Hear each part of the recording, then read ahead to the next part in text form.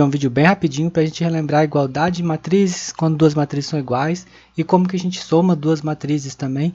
E eventualmente a gente vai misturar esses dois assuntos no final do vídeo com um exercício bem facinho, só para a gente pegar bem a ideia de somar e quando duas matrizes são iguais. Aqui a definição de igualdade: duas matrizes A e B são iguais se somente C tem a mesma ordem e seus elementos correspondentes, aqueles que estão na mesma linha, na mesma coluna, são iguais.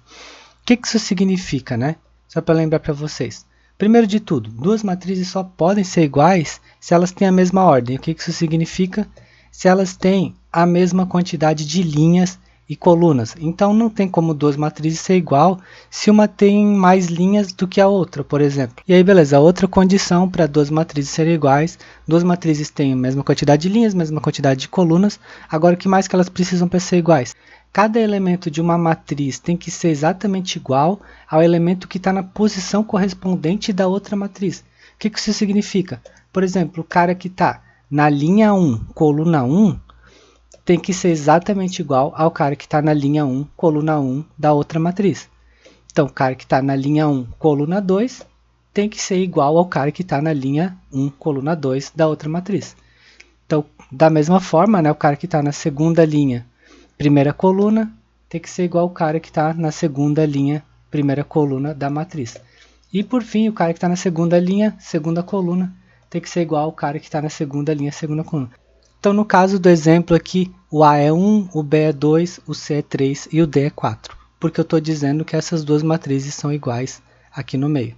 Então, elas têm a mesma ordem, eu estou dizendo que elas são iguais. Então, o A é 1, o B é 2, o C é 3 e o D é 4. Bem simplesinho, não tem muito mistério. Para somar duas matrizes da mesma forma, a gente só consegue somar duas matrizes que têm a mesma ordem. Então, uma matriz A que tem elementos da forma A e J, com M linhas e N colunas, só vai poder ser somado com uma matriz B que tem elementos da forma B e J, com M linhas e N colunas.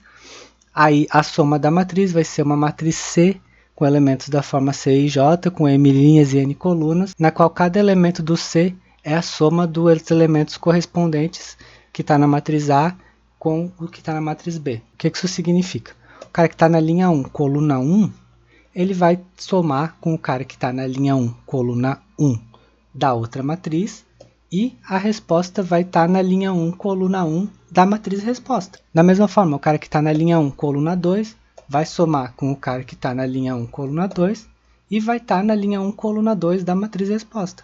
E assim por diante, o cara que está na linha 2, coluna 1, vai somar com o cara que está na linha 2, coluna 1, a soma deles vai estar na linha 2, coluna 1, da matriz resposta. Assim por diante, se as matrizes forem maiores também, continua sempre o cara que está numa posição, soma com o cara que está na mesma posição da matriz, da segunda matriz, a resposta vai estar na mesma posição daqueles que tu somou.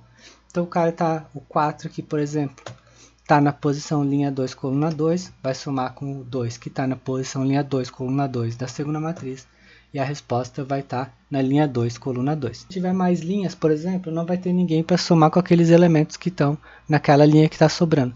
Então, verifiquem se tem a mesma quantidade de linhas e a mesma quantidade de colunas nas duas matrizes, aí sim pode somar ou subtrair, né, também. E aí, misturando essas duas coisas num exercício bem simples, tem uma matriz coluna, que ela tem x, y, z, menos uma matriz também com uma coluna, que tem y, z e 0, e isso é igual a uma matriz de uma coluna com 15, 2 e 8. Como que a gente descobre x, y e z?